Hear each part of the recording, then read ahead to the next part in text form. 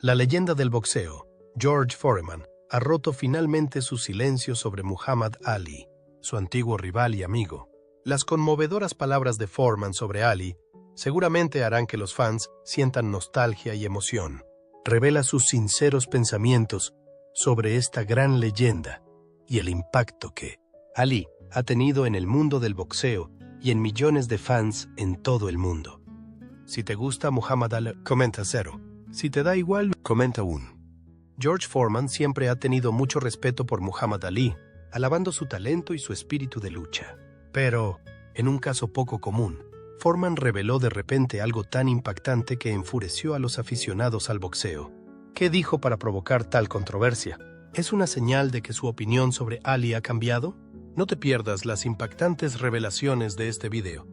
El combate entre George Foreman y Ali en el The Jungle se oyó un ruido que hizo temblar a todo el mundo. Pocos combates en la historia del boxeo han tenido la misma importancia que el Rumble in the Jungle. Aunque tuvo lugar el 30 de octubre de 1974 en Kinshasa, Zaire, hoy República Democrática del Congo. Este combate por el título no fue como los demás. Un combate que definiría a dos de los individuos más poderosos del deporte, Muhammad Ali y George Foreman. Fue un espectáculo, un acontecimiento cultural y un enfrentamiento que los definiría para siempre. En el mundo del boxeo de la época, Foreman era un hombre reservado por todos porque era el campeón de peso pesado en título. No solo era más joven y más fuerte, sino que también parecía imparable. Foreman era el gran favorito del combate, ya que había derrotado a rivales como Joe Frazier y Ken Norton. La mayoría de los analistas pensaban que Ali no tenía ninguna posibilidad. Se decía que ya había tenido días mejores. Algunas personas incluso se preocupaban por Ali, pero Ali nunca ha sido de los que respetan las reglas. Ali hizo algo que nadie había anticipado desde el comienzo del combate. Foreman pudo escapar de Ali porque estaba apoyado contra las cuerdas. Foreman siguió ejecutando sus famosos y poderosos movimientos. Una inmensa multitud de espectadores, muchos de los cuales animaban a Ali, observaba con incredulidad. Ali parecía disfrutar. Aunque Foreman era famoso por su capacidad para detener los combates de un solo golpe, fue en ese momento cuando se ideó por primera vez la ya famosa táctica de la cuerda de Ali. Ali prefería soportar el castigo antes que enfrentarse a Foreman cara a cara, lo que habría permitido a Foreman cansarse. Además, Foreman gastaba cada vez más energía con cada movimiento. El campeón no era consciente de que Ali no se limitaba a sobrevivir durante todo el combate. Había estudiado mientras esperaba la oportunidad perfecta para contraatacar. Escuchaba el ritmo de los movimientos de Foreman, sentía la fuerza que lo sustentaba y oía el compás. Más tarde, en el octavo asalto, llegó ese momento especial. En el momento en que se disputaba el octavo asalto, Foreman estaba completamente agotado. En el ring, la energía que le había valido el renombre de ser una fuerza temible en el pasado era ahora completamente diferente. En su juventud, Ali vio su oportunidad. Ali se soltó de las cuerdas con una velocidad sorprendente y desencadenó un movimiento preciso. Ali pudo realizar la última combinación mientras Foreman estaba aturdido y tambaleándose. Era incapaz de detener a Ali. Entonces, en una escena que permanecerá grabada en la memoria durante muchos años, el mundo contuvo la respiración. El campeón invicto, el hombre que había aplastado a sus oponentes como una apisonadora, yacía ahora en el suelo y no se iba a levantar. Contra todo pronóstico, Muhammad Ali pudo recuperar el título de peso pesado después de que el árbitro lo declarara fuera de combate. Pero, ¿a qué precio? Foreman pronto descubriría lo caóticas que podían llegar a ser las cosas. La controversia que persiguió a Foreman durante varios años. La victoria de Muhammad Ali sobre George Foreman en el Rumble in the Jungle fue mucho más que un simple triunfo. En los anales de la historia del deporte, fue un acontecimiento capital. Ali, considerado el gran desconocido, venció a los pronósticos y ganó su campeonato. Y el mundo entero observó, atónito, lo que estaba sucediendo. Pero aunque millones de personas se alegraron, no todos estaban contentos. Durante varios años, la pelea en el bosque estuvo rodeada de controversia. La controversia no solo se centró en la pelea en sí, sino también en todo lo que la precedió. Desde las condiciones del ring hasta la batalla psicológica que tuvo lugar mucho antes del primer golpe, Las preocupaciones sobre la superficie del ring fueron uno de los temas más controvertidos que surgieron en relación con la pelea. Durante mucho tiempo, Foreman ha afirmado que la superficie del ring era excepcionalmente blanda, lo que le impedía apoyar los pies y liberar toda su potencia. Para comprender la importancia de esta cuestión, es esencial conocer los factores que hicieron a Foreman tan peligroso en primer lugar: su capacidad para apoyar los pies. Desplazar su peso y conducir sus movimientos con toda su fuerza le permitió ganar en varias ocasiones a sus oponentes. Sin embargo, cuando Foreman llegó a Kinshasa, declaró que la flexibilidad del ring le había privado de esa ventaja. En una declaración posterior, reveló que tuvo una sensación extraña al subir al ring esa noche en particular. Como la superficie no era tan dura como estaba acostumbrado, le resultaba difícil adquirir la estabilidad necesaria. Desde su punto de vista, no fue una coincidencia. Años más tarde, Foreman declaró que eran conscientes de que si no era capaz de alinear correctamente sus pies, no podría crear su fuerza. Estaba luchando en lo que entonces le pareció un terreno movedizo. Esta idea ha sido objeto de debate entre los historiadores especializados en boxeo. Algunos piensan que Foreman solo buscaba excusas, mientras que otros sostienen que las circunstancias influyeron en su eliminación de la competición. Aunque nadie sabe con certeza si la lona se modificó para detener a Foreman, la sospecha nunca ha desaparecido. Hasta la fecha, nadie lo sabe con certeza. La cuenta realizada por el árbitro en el octavo asalto es otra de las grandes incógnitas que rodean el combate. En un estado de agotamiento y confusión, Foreman se desplomó en el suelo tras recibir los golpes de Ali en el ring. Zach Clayton, el árbitro, comenzó a contar los minutos. Por otro lado, Foreman siempre ha afirmado que el conteo fue demasiado rápido y que no tuvo la oportunidad de recuperarse. Durante varias décadas, los analistas de boxeo han revisado la película del combate para determinar si Foreman tenía razón o no. Muchos coinciden en que el recuento se realizó en poco tiempo y sostienen que si Clayton hubiera contado más despacio, Foreman podría haber continuado. Otros creen que Foreman estaba demasiado agotado para continuar y que, aunque se le hubieran concedido más segundos, no habría podido aguantar otro asalto. Sea cual sea la versión que elijan, una cosa es segura: Foreman nunca olvidó ese momento. Durante años, siguió recordándoselo, lo que le impidió aceptar la derrota. Foreman confesó que a menudo se preguntaba si hubiera tenido unos segundos más. Y tenía razón, simplemente estaba cansado. Además, el resultado podría haber sido diferente si hubiera tenido un poco más de tiempo para completar la tarea. Sin embargo, las palabras de Ali pueden haber sido el mayor impacto que sufrió Foreman, más que un acto físico. Sabiendo que iban a pelear, Ali adoptó inmediatamente un enfoque estratégico. En lugar de centrarse únicamente en el ring, Foreman se encontró contemplando los comentarios de Ali. Ali lo describió como impaciente y demasiado mecánico en su estilo. También comparó la técnica de Foreman con la de las leyendas del pasado, sugiriendo que aún tenía margen para mejorar sus habilidades. Ali sugirió que los anteriores oponentes de Foreman habían sido cuidadosamente seleccionados y que solo demostraría que era un verdadero campeón enfrentándose a Ali en el ring. Pharaoh Foreman, que había construido su carrera derrotando a otros, descubrió que enfrentarse a los juegos mentales de un oponente era un desafío desconocido. Antes de este combate, siempre había sido la presencia más dominante en el ring. Su reputación de potencia a menudo era suficiente para hacer temblar a sus oponentes, incluso antes de que subieran al ring. Sin embargo, Ali adoptó un enfoque diferente. Respondiendo con confianza y humor, en las ruedas de prensa, bromeaba, bailaba en la sala y actuaba como si el evento fuera una mera formalidad. Mientras Ali seguía burlándose de Foreman, este último se irritaba cada vez más por su comportamiento. En retrospectiva, Foreman reconoció que la guerra psicológica de Ali era tan importante como su plan físico. Más tarde, dijo que había gastado una gran cantidad de energía enfadándose con Ali. Era la última y quizás la mayor razón que desafiaba a Foreman, y era algo que nadie había previsto. Los que vivían en Zaire, tan pronto como Foreman aterrizó en África, esperaban ser recibidos como el campeón en el aeropuerto. Dado que era joven, fuerte y nunca había perdido un combate, pronto se dio cuenta de que algo iba mal. No recibía ningún apoyo de la multitud. No parecían impacientes por verlo. Ali era el tema de sus cánticos. Soy Bomagui, Ali. Soy Bomagui, Ali. Mientras los gritos resonaban en el estadio, servían como recordatorio constante de que Foreman se enfrentaba a algo más que a Ali. Al hacerlo, luchaba contra toda una nación. Foreman no había logrado llegar a la gente de Zaire de la misma manera que Ali, que siempre había sido un maestro del entretenimiento. Al adoptar su cultura, pasar tiempo con ellos y erigirse como un héroe del pueblo, pudo ganarse su respeto. Por el contrario, Foreman era considerado un extraño en la organización, distante y exaltado, sin una verdadera relación con la comunidad en la que opera. La salud mental de Foreman se resintió. Más tarde declaró que había experimentado sentimientos de aislamiento y total soledad mientras estaba en el ring esa noche. Todo se puso en duda tras la tremenda victoria de Ali.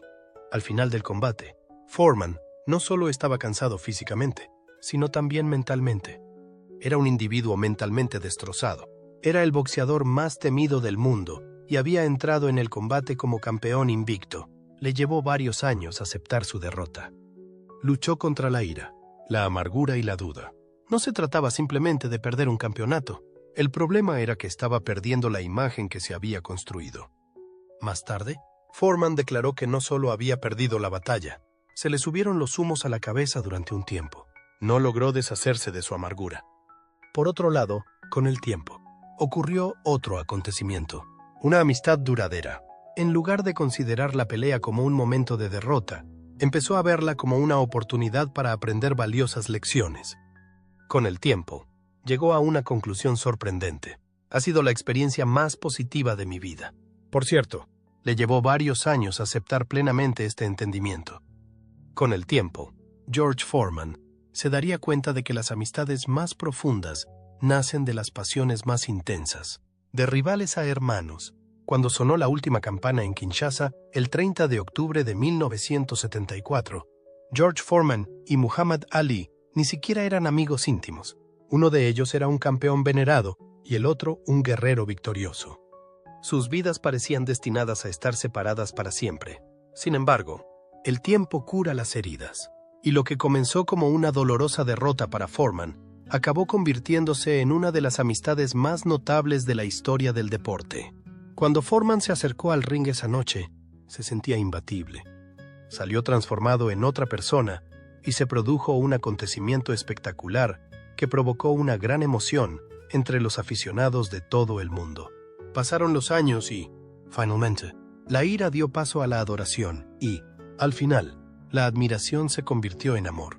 En los años posteriores al combate, Foreman tuvo dificultades para aceptar la magnitud de su pérdida. Convencido de que algo injusto había sucedido en Zaire, se abstuvo de ver las repeticiones del combate.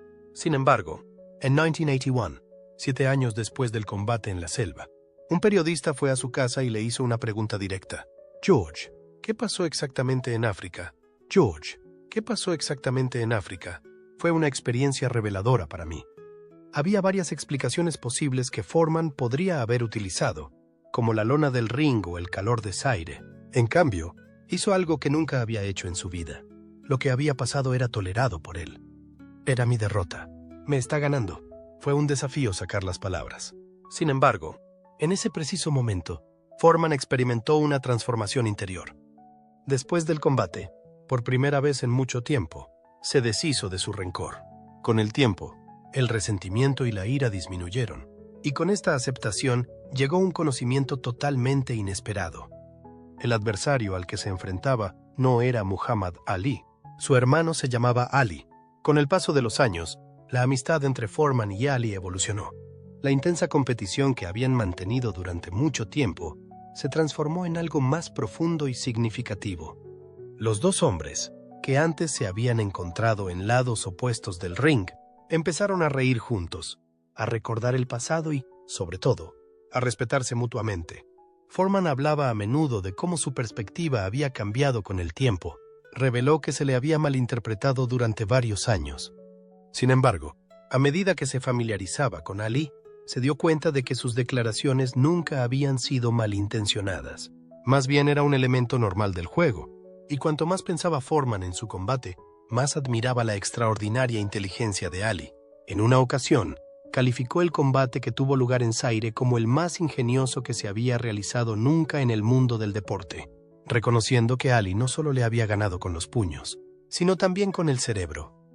Un momento memorable tuvo lugar en la ceremonia de los Oscar de 1996. El año 1996, cuando asistieron a la ceremonia de los Oscar, fue uno de los momentos más emotivos de su relación.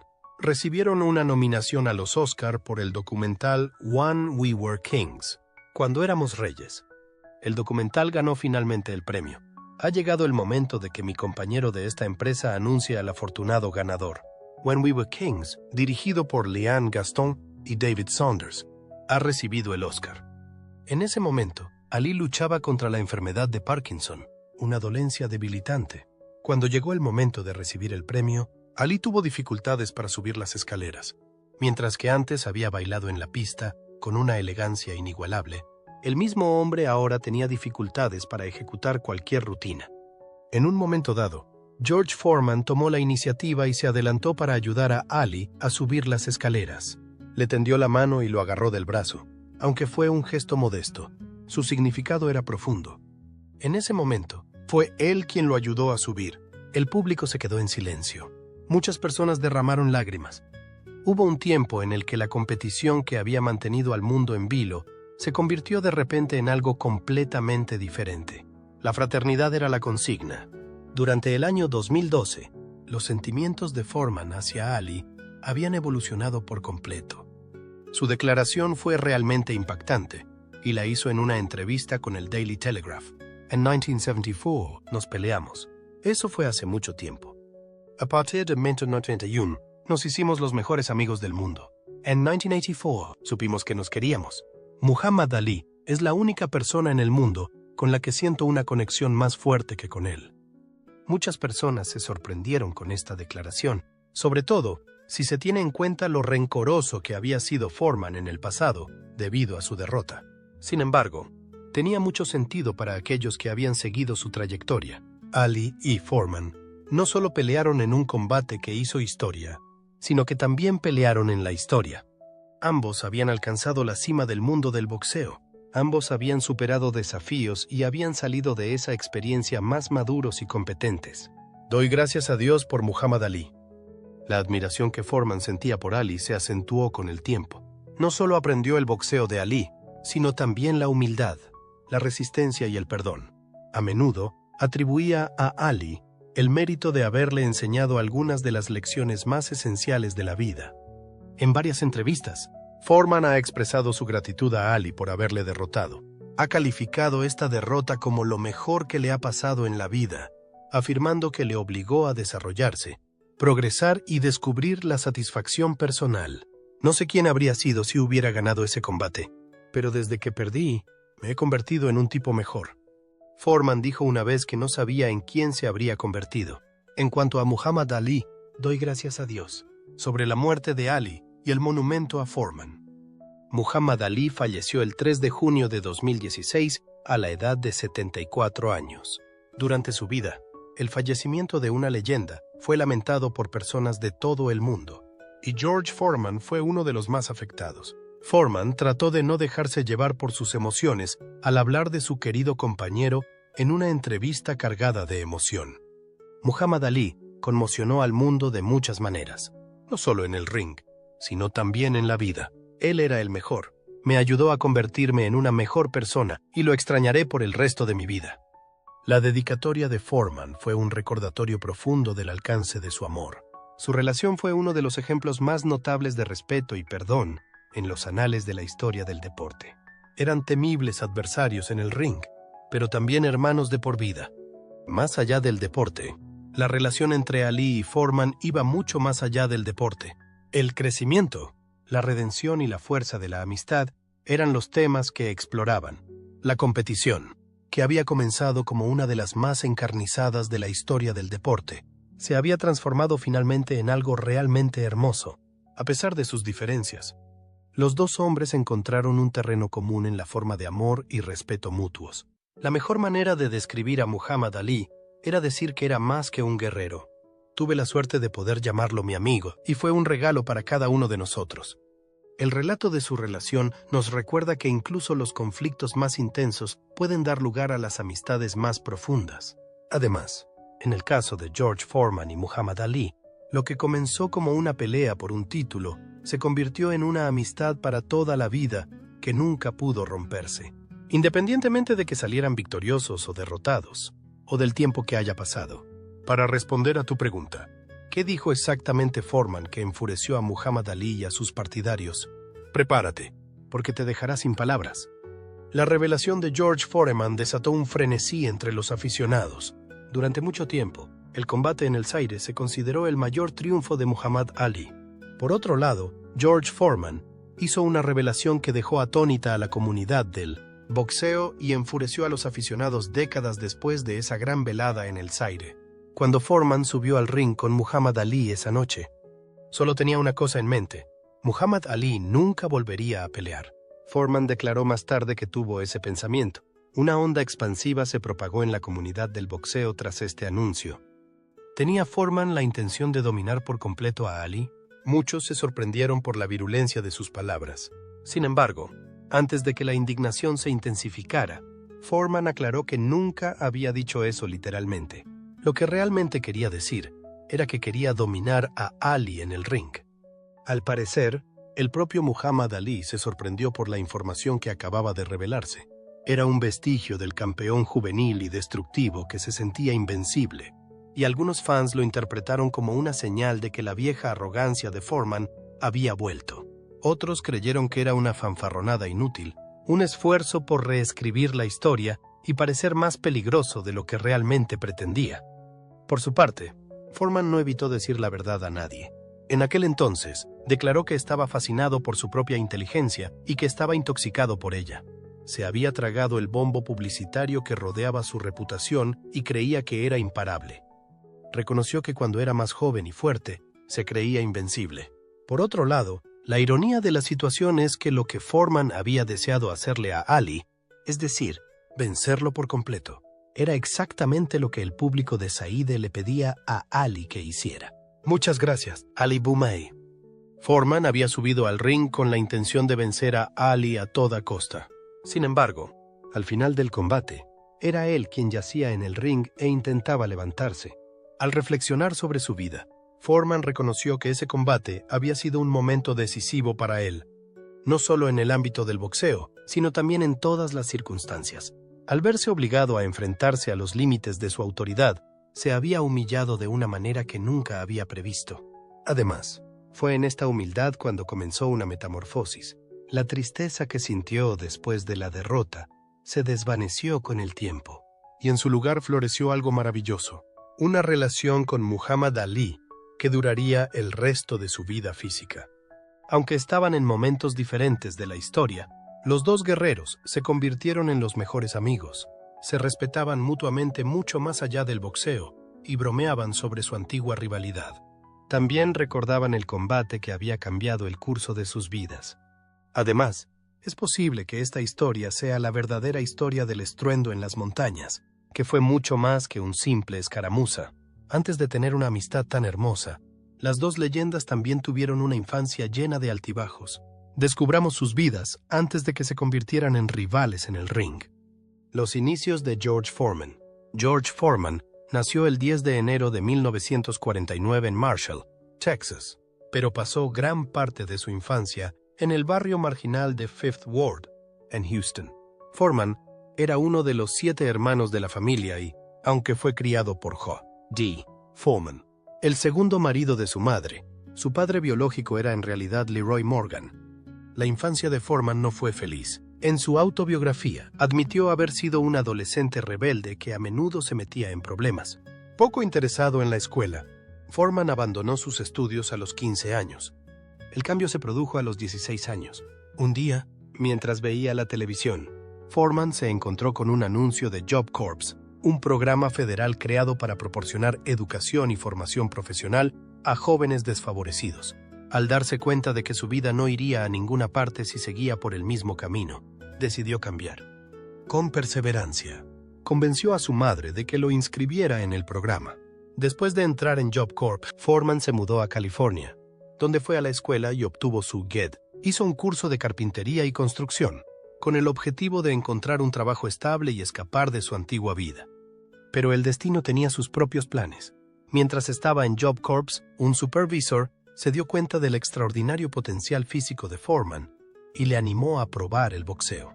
Al principio, Foreman era un apasionado del fútbol americano e idolatraba al legendario Jim Brown, pero pronto se dio cuenta de que el boxeo era el camino más adecuado para él.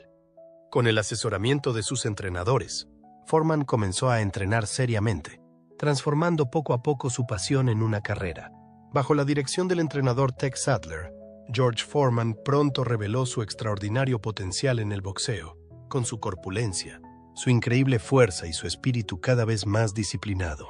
Foreman no tardó en hacerse un hueco en el mundo del boxeo amateur. Después de un periodo de entrenamiento intensivo, decidió participar en torneos para ponerse a prueba.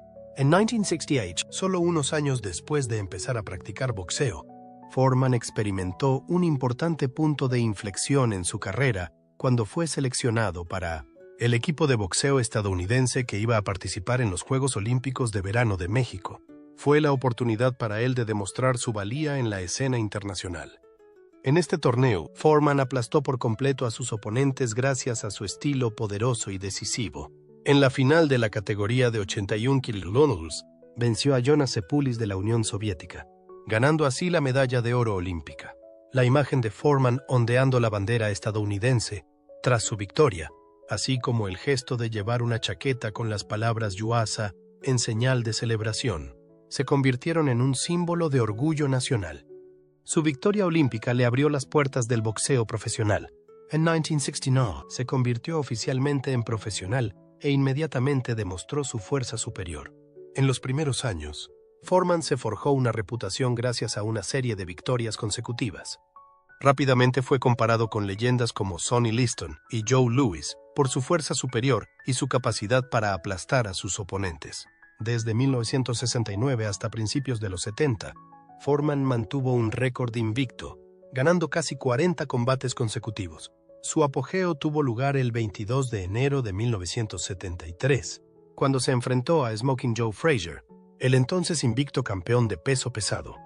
En el combate, que tuvo lugar en Kingston, Jamaica, Foreman venció a Frazier en el segundo asalto. Con esta victoria, Foreman se convirtió en el campeón mundial de boxeo de peso pesado, afirmando su posición en la época. Tras ganar el campeonato, Foreman siguió dominando el mundo del boxeo con aplastantes victorias sobre rivales de la talla de Ken Norton y José Román. Sin embargo, la dominación de Foreman se puso más en duda en 1974, cuando se enfrentó a Muhammad Ali en el legendario Rumble in the Jungle. Este combate no solo marcó la historia del boxeo, sino que también supuso un importante punto de inflexión en la carrera de Foreman, la vida de Muhammad Ali. Cassius Marsalis Clay Jr., más tarde conocido como Muhammad Ali, nació el 17 de enero de 1942 en Louisville, Kentucky. Era el mayor de dos hermanos y recibió el nombre de su padre, Cassius Marsalis Clay Sr., de una familia de origen étnico mixto. Ali era principalmente de ascendencia africana, pero también tenía antepasados irlandeses y británicos.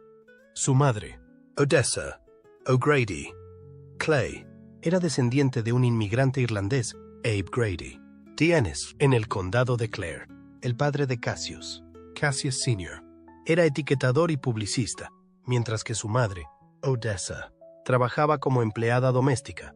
Aunque su padre era metodista, su esposa educó a sus hijos en la fe bautista. De niño, Cassius tuvo que enfrentarse a muchas dificultades. Estas experiencias le marcaron profundamente y le inculcaron el deseo de luchar por la justicia social. Cassius estudió en la Central High School de Louisville. Sin embargo, tenía dificultades para leer y escribir debido a su dislexia, lo que dificultaba su aprendizaje. A pesar de ello, Clay era un chico enérgico y de carácter fuerte. Ali le dijo más tarde a su hija, Hannah Ali, que nada podía conmoverla tanto como la historia de Ametil. La pasión de Clay por el boxeo comenzó cuando solo tenía 12 años. Clay empezó a entrenar boxeo con Martin. Nada más entrar en el gimnasio de Joe Martin, Cassius Clay reveló rápidamente su talento natural para el boxeo. Bajo la atenta dirección de Martin, el joven de 12 años comenzó a aprender los fundamentos.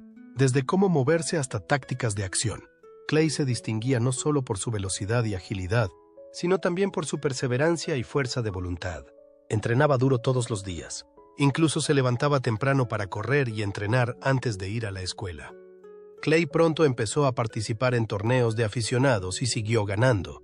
A los 16 años ya había disputado más de 100 combates de aficionados, de los cuales ganó 95. Gracias a su disciplina y determinación, Clay se convirtió rápidamente en uno de los mejores boxeadores aficionados de Estados Unidos. Ganó el título de los Guantes de Oro en Kentucky y luego a nivel nacional. Este éxito le valió la atención nacional y le abrió las puertas a una carrera más amplia como boxeador. En 1960, a la edad de 18 años, Cassius Clay fue seleccionado para representar a los Estados Unidos en los Juegos Olímpicos de Roma, Italia. Antes de partir, Clay estaba nervioso porque tenía vértigo. Sin embargo, una vez en el ring, Clay se mostró muy seguro de sí mismo y demostró su superioridad. En los Juegos Olímpicos de Roma de 1960, Clay compitió en la categoría de peso pesado. Venció a rivales de Bélgica, Rusia, Australia y, finalmente, al polaco Zbigniew Pietrzykowski en la final. Con una victoria aplastante, Cassius Clay ganó la medalla de oro olímpica, afirmando su estatus de estrella en ascenso.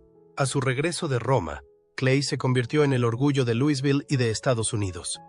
Clay decidió entonces convertirse en profesional. Firmó un contrato con un grupo de empresarios de Louisville que aceptaron patrocinar su carrera. Gracias a su particular estilo de combate, su velocidad y sus agudizados reflejos, Clay se hizo rápidamente un nombre en el mundo del boxeo profesional. Durante los primeros años de su carrera,